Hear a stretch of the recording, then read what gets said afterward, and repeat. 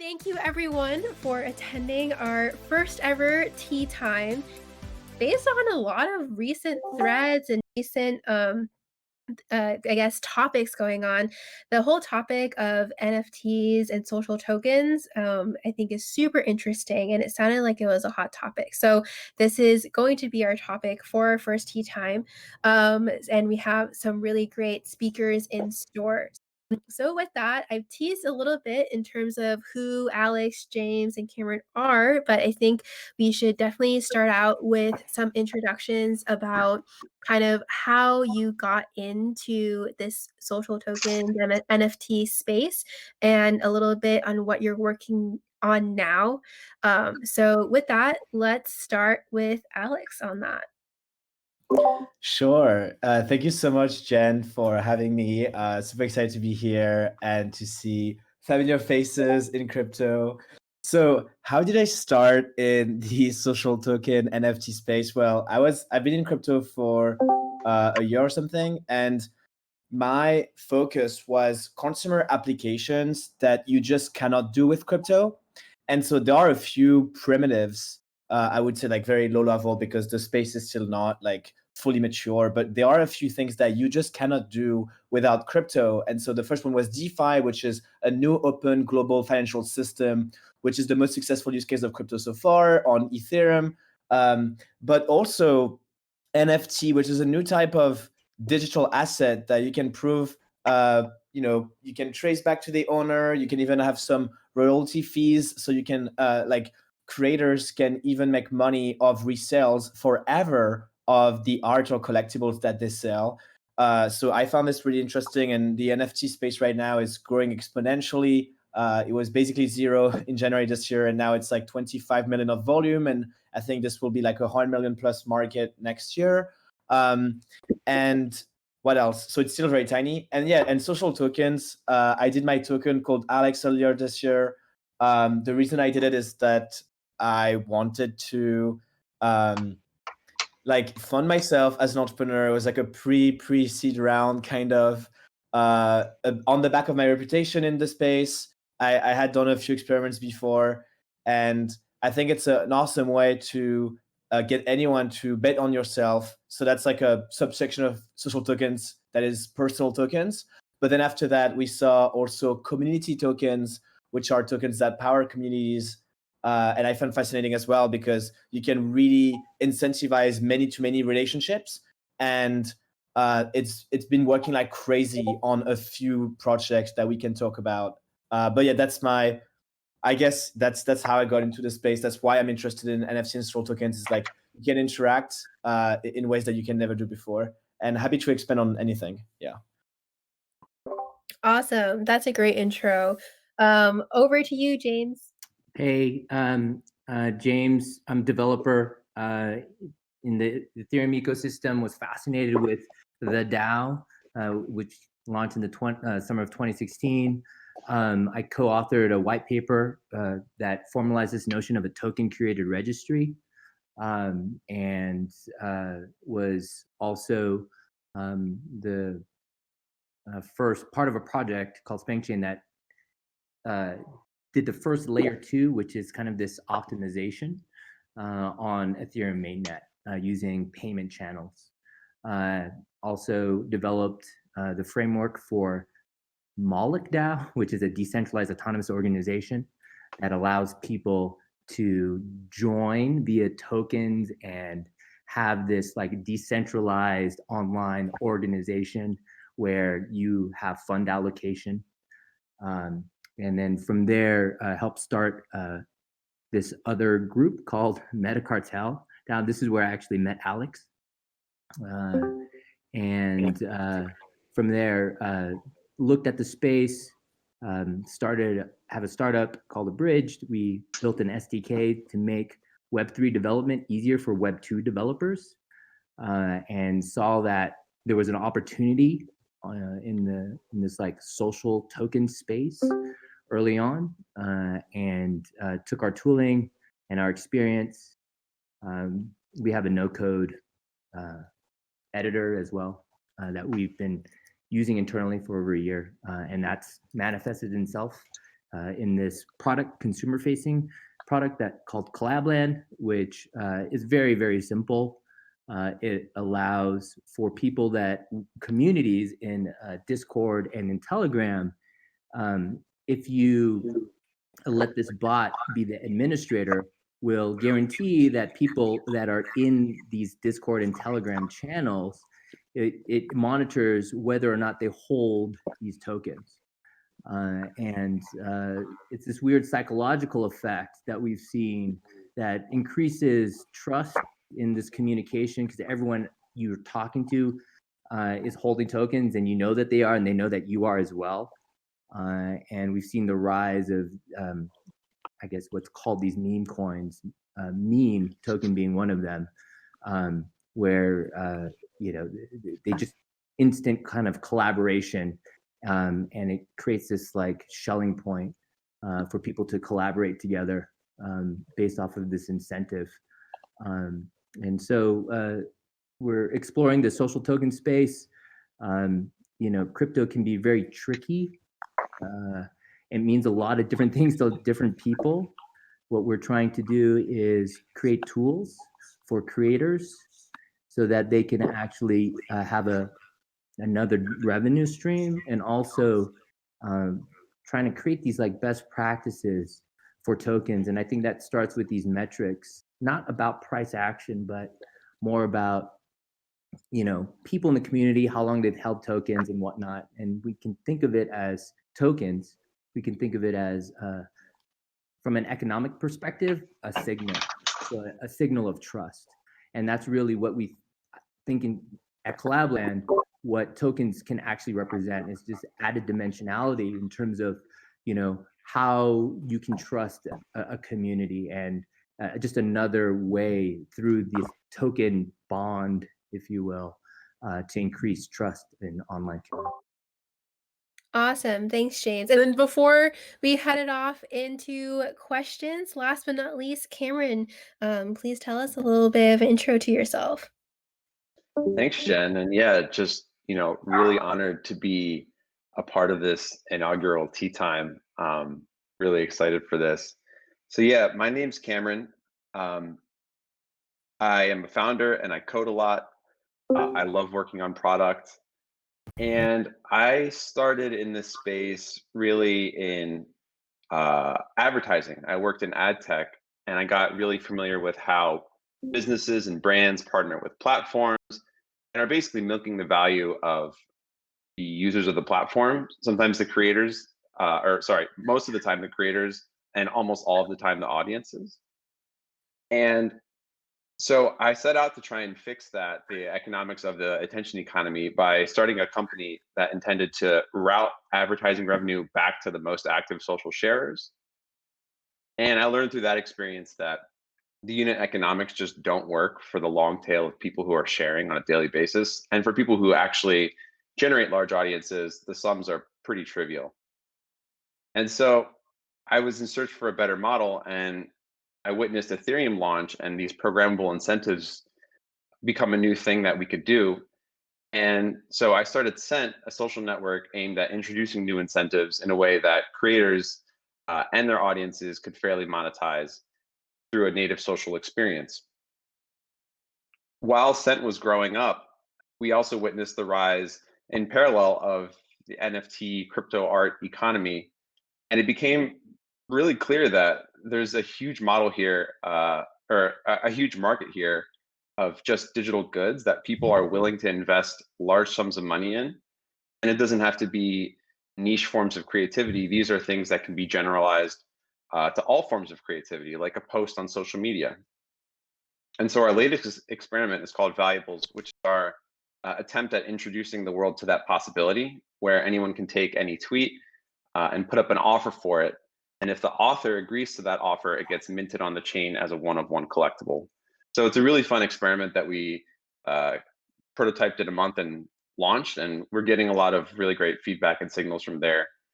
And I think, broadly speaking, a lot of this layers up into a more philosophical motivation, which we didn't realize when we first started Cent, but it's the idea of digital identity and digital rights, and asking the question of what happens to the parts of you that lives on these siloed walled garden platforms. And we think that NFTs are a core part of answering some of the questions that parties like Facebook and Twitter and other first generation social networks haven't really addressed in a satisfactory way. And so, yeah, that's just a quick bio about me and my motivations. Awesome. Now, before we kind of kick it off in more the deeper dive questions, I just wanted to make sure that everyone on the call was on the same page. So I guess I'm going to, Alex, can you explain to everyone what an NFT is and like how it works? Sure. So a NFT is a unique piece of content, because right now on the internet, without a blockchain, any art that you put or any collectibles or basically any kind of content can be copy pasted infinitely and it loses the value. And so NFT is a primitive to do provably scarce assets that you know the creator of and that you can sell and that you can transfer to other people.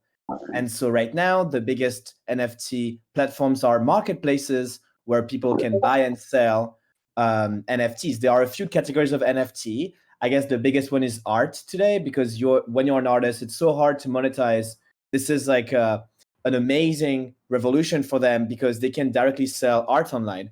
The second category is collectibles, like CryptoKitties, which was quite popular in 2017. It was basically kitties that were unique to each person and they could breed and do more. And so the first version of CryptoKitties actually sold for thousands and thousands of dollars because they were so scarce and the first generation was so unique.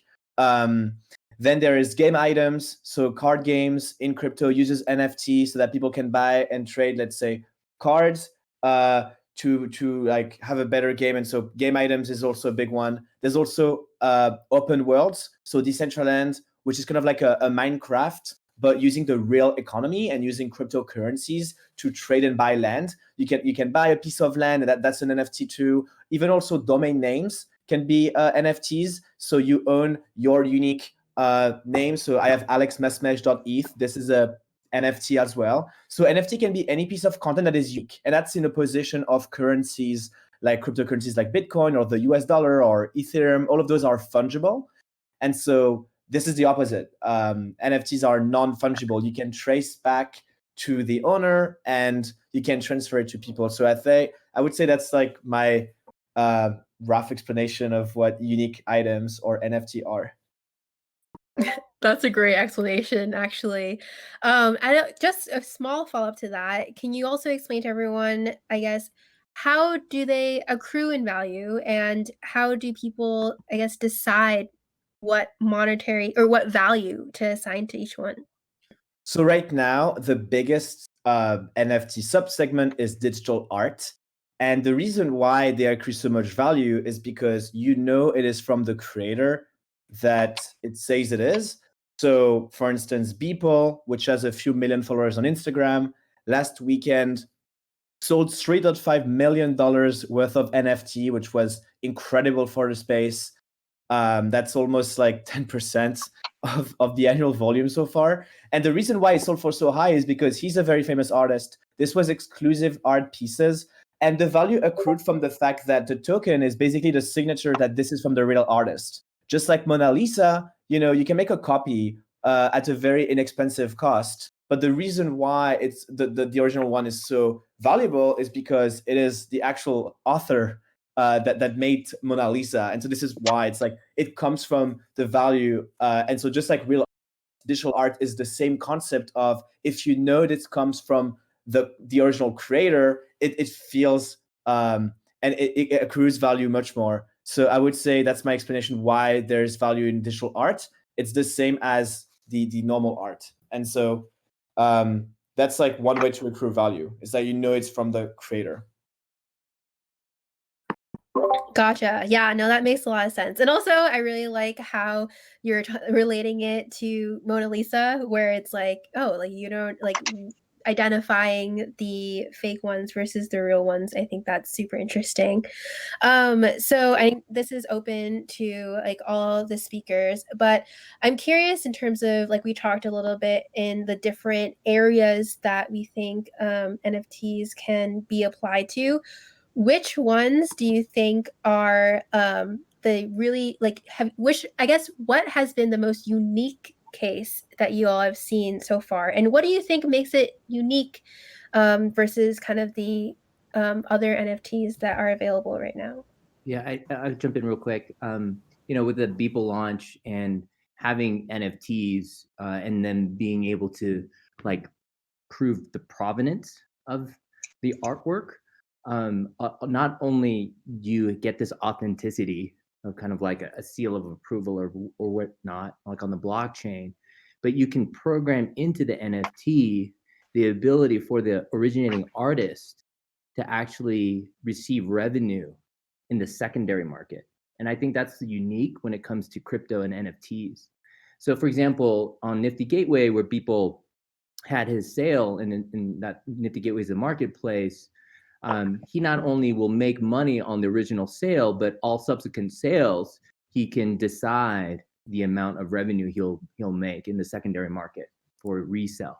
I think right now, when it comes to NFTs and digital art, I'm not like a high art connoisseur. I don't know how that industry necessarily works, but there's a lot of speculation in that, I buy this piece of art and then I will be able to potentially resell it at a higher price later on, with the added benefit that the originating artist would also be able to get a cut of it because it's like programmed in the smart contract. So I think art is a great use case for NFTs.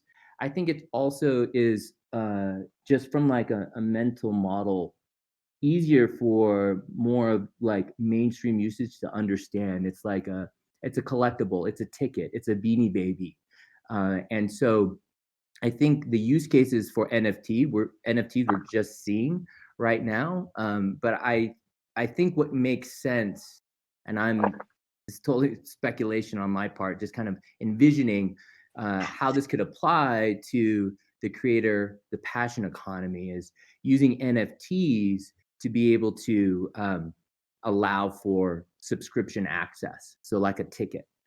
And the idea here is that instead of a platform being able to dictate kind of the constraints, it can be coded within that NFT itself. So there's a bunch of different use cases that can be applied. So it's like a ticket on steroids. So you can say, this ticket can be only traded 2 or 3 times, or you can say, every time this ticket gets resold, the person who created the ticket that this thing unlocks, whether it's a piece of content or whatnot, the originating, creator gets a share of it, kind of what, Nifty Gateway is doing with art.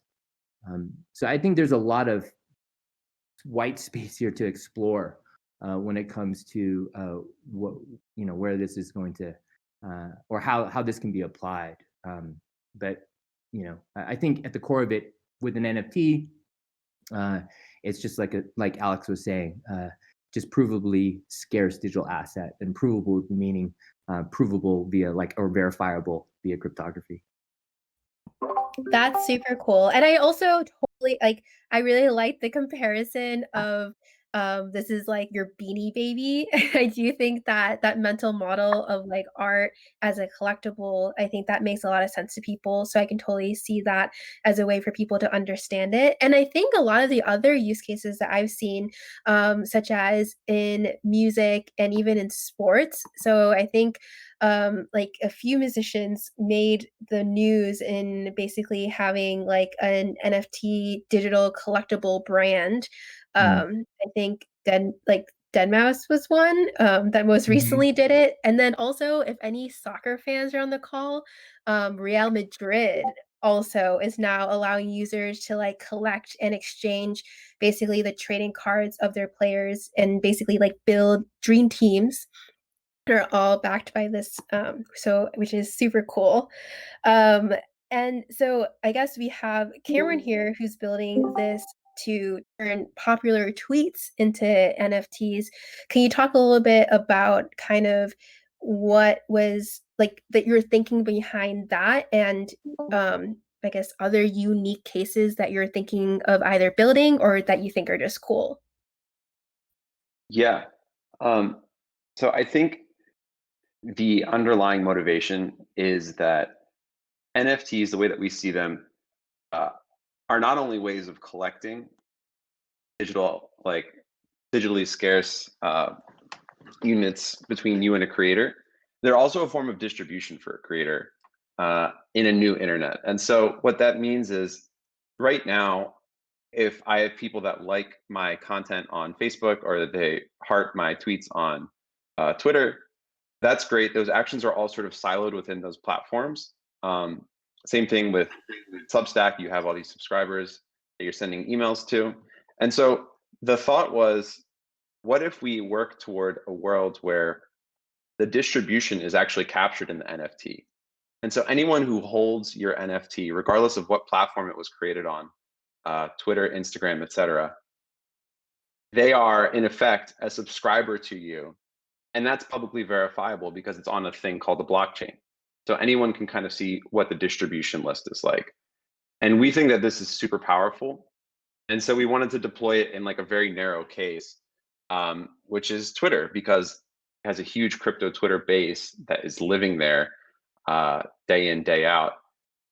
And they're creating so much great content that we figured if anyone's going to eat this up, it's going to be them.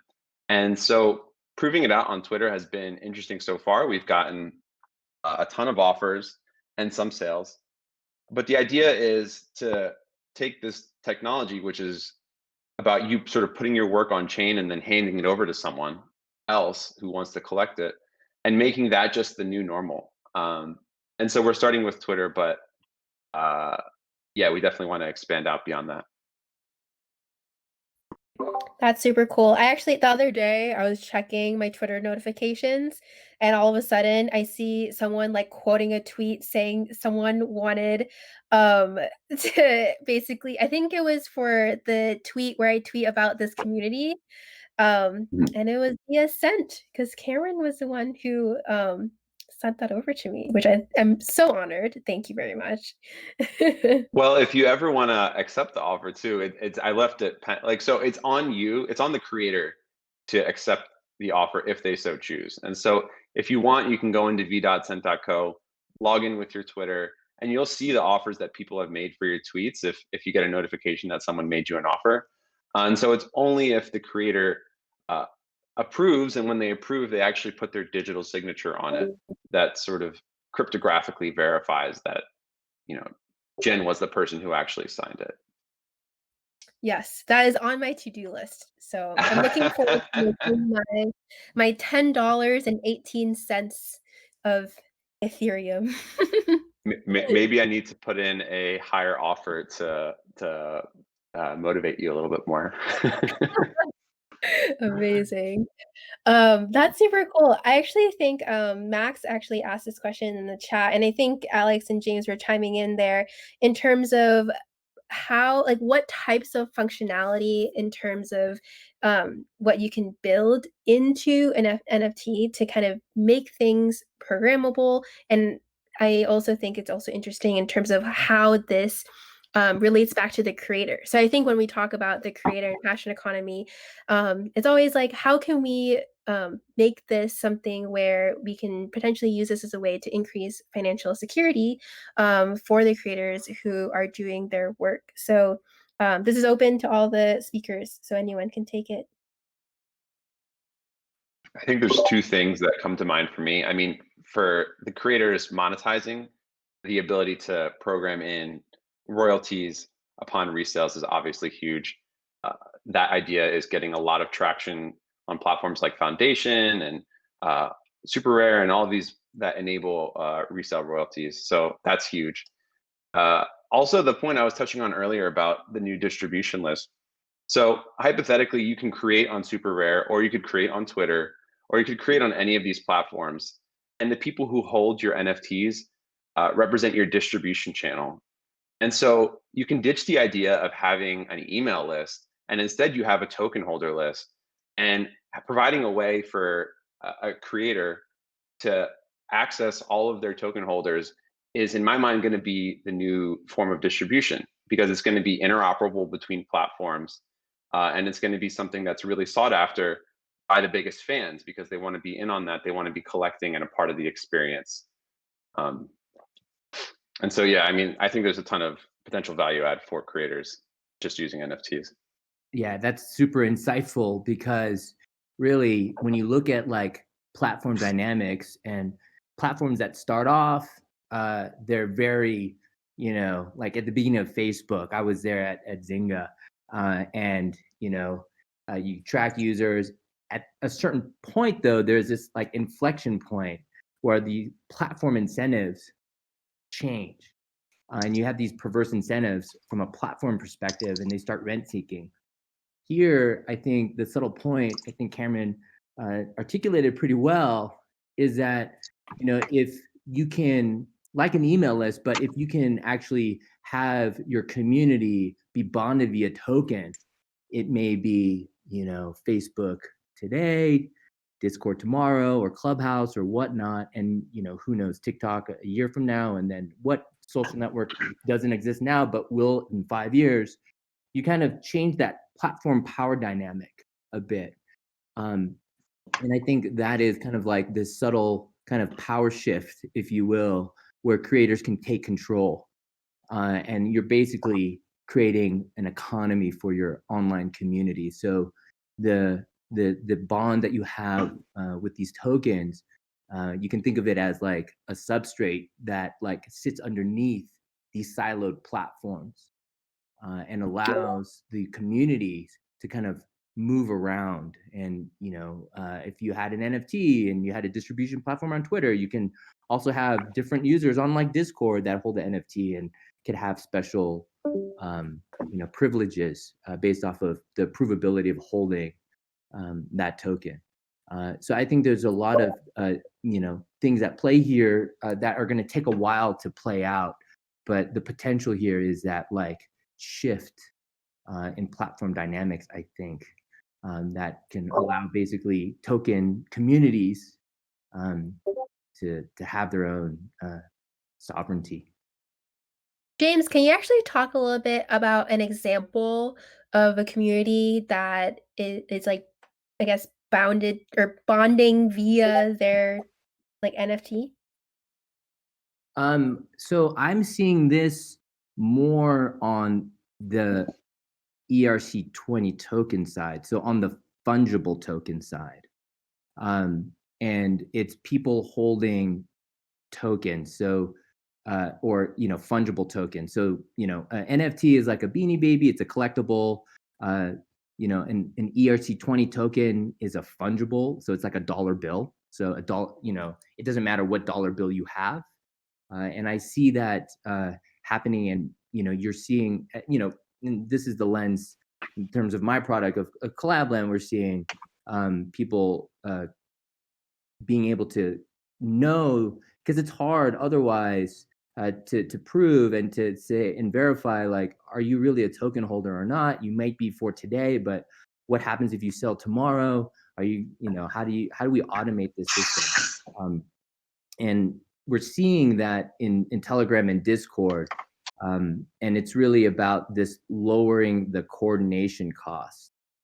And we're seeing this kind of ad hoc right now. It started with the crypto community, through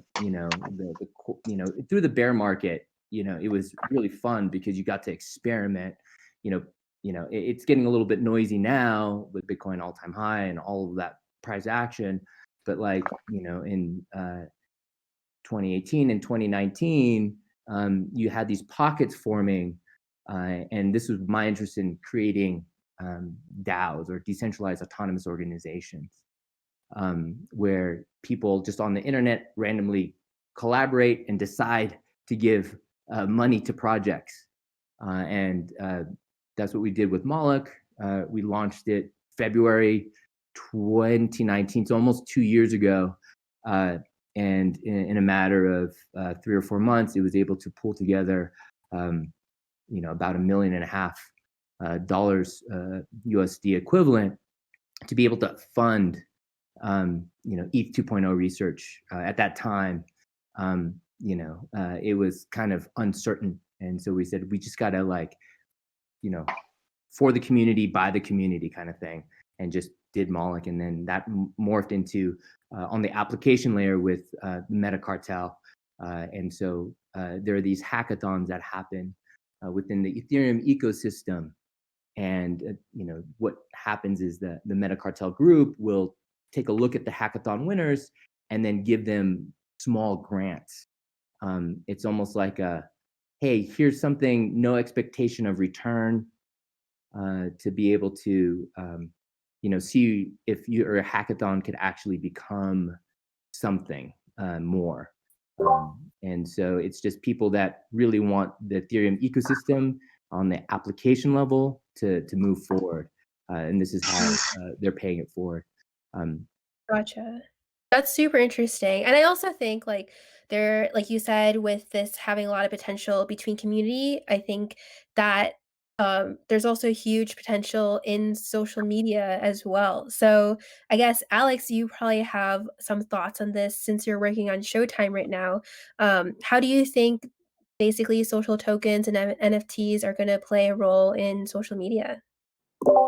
Yeah, for sure. So, I didn't mention this, but I'm the founder of Showtime, which is a soon-to-be released social platform for NFT. And the reason why I got this insight that I really think is needed in the space is because all of those NFTs right now, I guess the exception is, Cameron with Cent. Cent is a social platform too. But apart from Cent, most NFT platforms are marketplaces. They're very transactional. They incentivize for collectors, and collectors are even incentivized to basically not really share or showcase their work. And I felt like art and those items, first of all, are quite attractive and quite visually appealing. So I felt like this could be good to showcase on a social media.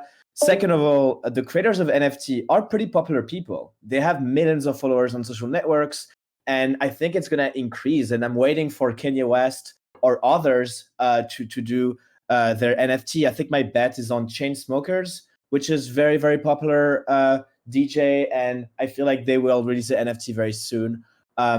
And anyway, so they're very popular. It's visually appealing, so it feels like people could maybe have a feed of NFTs. And this is what I'm working on. And I feel like this is really needed because right now you can't really monetize your content. This is like the decentralized social media idea, which is people own their data, own their content, and monetize it. And this was it was always too early to build such things. But it feels right now the rise of NFT actually makes sense. And this is the basis of new social media, in my opinion. And I think the space will get competitive next year because there's so much new things to be built around, and to incentivize people to share their NFT, to showcase their NFT. Maybe, instead of being collectors wanting to speculate on art going up, maybe it's advertisers who want to be exposed to famous pieces of content. And so now you're bypassing advertisers like Facebook or Instagram ads. You're directly, as an advertiser, going to the source, to the creator, and be associated with a piece of content. So I think this is going to be extremely interesting. Where do social tokens fit in the NFT space? I feel like, NFT revenue creators is on chain. It's on the blockchain. It's verifiable. And so I think it's an extremely great opportunity to say, well, maybe we can sell 10% of the next year our revenue for a creator on chain via a social token. So you would buy the token of a creator that you love, and you will get a percentage of the 10% creator fee. Sorry, like the 10% fan reward fee. And so that way, maybe artists could raise a bit of money up front, kind of like Pipe.com with SaaS companies. They would raise up front from their fans, who would bet on them, or even something like, the first 100 likes or 1,000 likes of my piece of content will get a share of the resale value. So there's tons of ways to use social tokens to incentivize both creators wanting to get more exposure and users who are the one giving the popularity to those artists in the first place. So yeah, this is like my thoughts on social and NFT. I feel like it will intersect and go beyond marketplaces next year. Mm-hmm. Yeah, that's super interesting. I think you listed out really quite a few ways where this can go. And I think I'm actually going to bring up Phil to actually chime into the conversation. So basically, he is actually the director of product and experience at Super Rare. So I guess, Phil, can you unmute yourself and I guess give us your take on kind of what everything's been going on, and also give us a little sneak peek on what it's like being at Super Rare and how you work through and work with these high profile creators and also creators who are still up and coming in this space. Yeah, totally.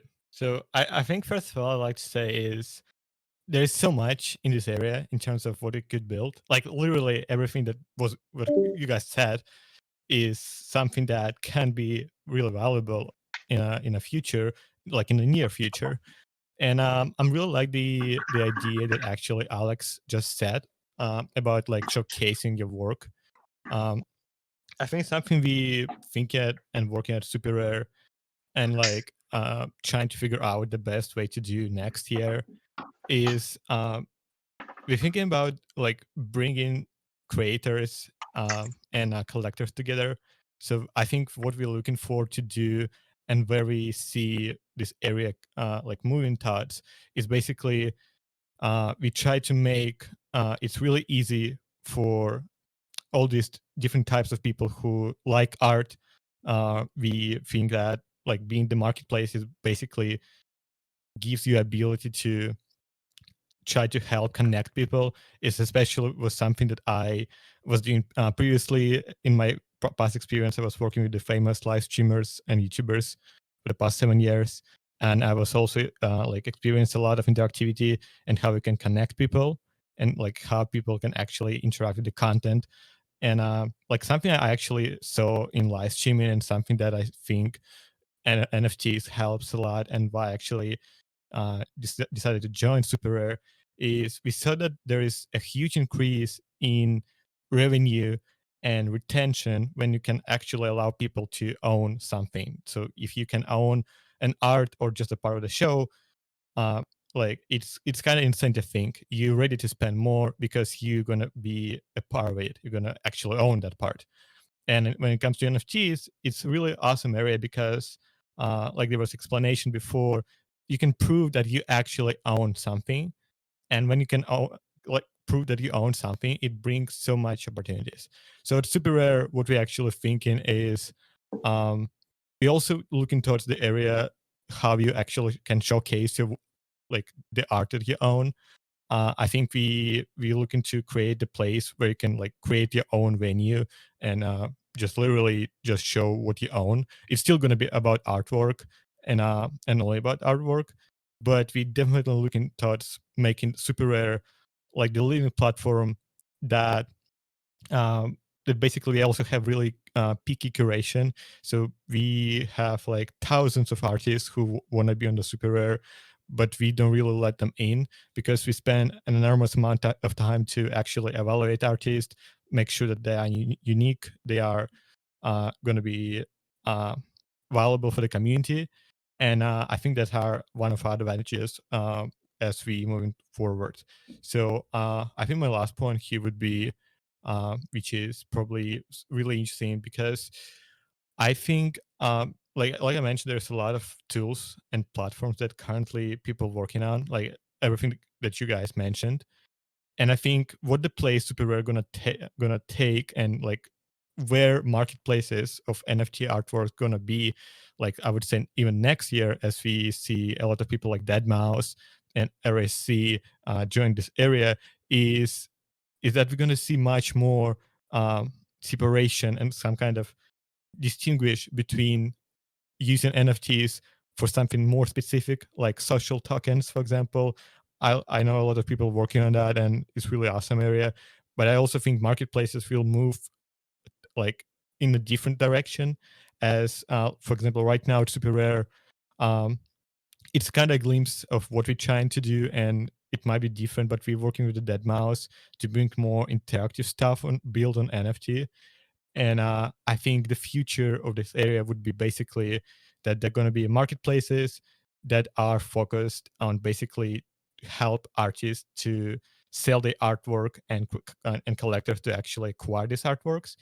And they're going to be other platforms that also going to use NFTs to bring a lot of social uh, benefits, a lot of social opportunities for individual people, for businesses, for products, and so on.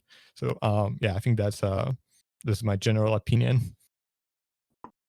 That's awesome. You guys got to build the art Basel of this type of art. I think that would be so interesting. Got to put that in your product playbook.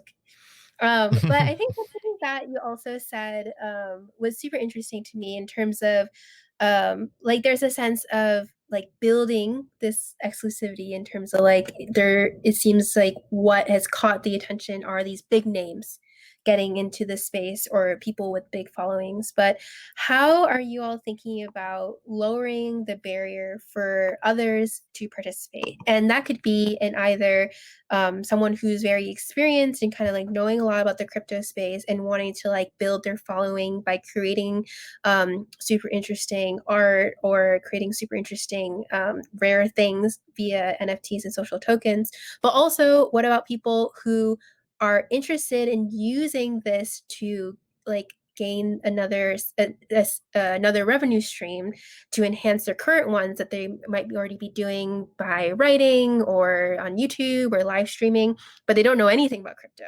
So 2 use cases. So I want to hear all your thoughts on that. Yeah, I can jump in real quick. Yeah. I think that it's a usability issue right now, and like crypto is super scary. And what happens now is like there's this paradox where you say, okay, well, learn about private keys, make sure you write them down, because if you don't and you lose your keys, then you're going to lose all your funds. But also don't write it down in too many places, because if someone finds it out, they can steal all your money. And you're just trying to buy like a coffee equivalent of tokens or whatnot. And, as a user, you're going to say like, this is just too much. You have to download MetaMask, you got to on-ramp, you have to buy ETH, and then from ETH, you got to go to like Uniswap and you have to buy these tokens. And I think what we're going to see is these building blocks, and kind of my opinion is you're going to need what like they call layer 2. And you're going to onboard people onto layer 2. So there are different technical ways of doing this: payment channels, ZK rollups, side chains. And it's very technical right now, but I think we're on the cusp of like getting that usability figured out, where you can just drop a link on Twitter, someone can, click on that link, and they're airdropped tokens, and they don't have to worry about ETH, and that's going to be abstracted. Because it's kind of weird, like if, Ethereum is this world computer, the developers don't want to burden the user to figure out how much of ETH they need to like run the computer. Like at Netflix, they're not showing you how much of the AWS bill that you're paying for it. It's just one flat rate subscription, and you're gonna go.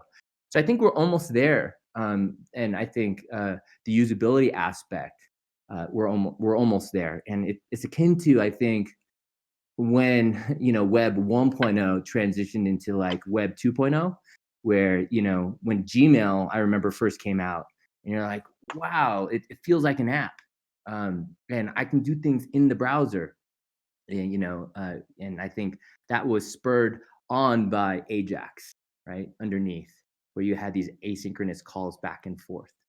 I think we're almost there when it comes to like the social token space, and we're going to need those building blocks in order to get this mainstream adoption. I think that we're still at this early adopter phase, and as we're trying to figure this out, when it comes to social tokens, we're going to be like hit up against that chasm. And how do we cross from early adopter to early mainstream? And it's going to all, I think, revolve around UI, UX, usability, and user empathy, and not having like this default hard mode when it comes to crypto. And how do you embrace this new wave of users that maybe not care so much about decentralization, and you can offer them a solution without compromising on decentralization, because it's not that centralization is bad, it's lack of an exit, I think. And so you want this default easy mode, and then when people start accruing assets and value, they become more interested, and their incentives are aligned to then figure out, okay, how do I do private key management? You know, $2 or $3, $5 may not be worth it to them, but when you're starting to accrue more value, it might then become, you know, important for them to learn. So you have to match the user incentive. And right now, I don't think that alignment is there. It's more, you know, fascinating for those that are technically inclined. And so I think we need to do a lot better when it comes to usability in crypto. And I think we're almost there with, you know, 3 years ago, there, you know, when deployed the first layer 2 solution, payment channel to mainnet. And now 3 years later, there's a host of different technical solutions to choose from. And, you know, you're seeing whole side chains like Rally catering just for creators and creating their own bespoke kind of side chain just for the creator economy. So I think we're, you know, it's going to be interesting to watch and how different projects try to cross that chasm. I think we're just beginning to see that. Yeah, I totally agree with this. And yeah, for me, on Showtime, like I think creators will be able to log in with a crypto wallet because, you know, they are the one making money, they are the one selling. So of course they have the incentive to create their wallet. But I think users should be able to log in with social media and just like Facebook or Instagram, and don't need to have a crypto wallet. Yeah, it should basically, yeah, as James Young said, like it's the biggest, once it's like so much friction that they really need to, is the best way to switch, which is what most crypto wallets today, they kind of go the opposite route, which is like, okay, let's have all the features and let's have all the most advanced private key management, etc. But it's not really useful. So yeah, I feel like most users are consuming content for free. They're not buying things online all the time. And so for things like NFT, just visualizing them or liking them and things like this should not be on the blockchain. Only for buying or selling or actually interacting with those, this is needed. And there's tons of ways to make this easier for users. There's like, for instance, magic.link, which is gaining traction, which basically lets you create a crypto wallet with just an email, kind of like fast.co. There's also Collab.Land,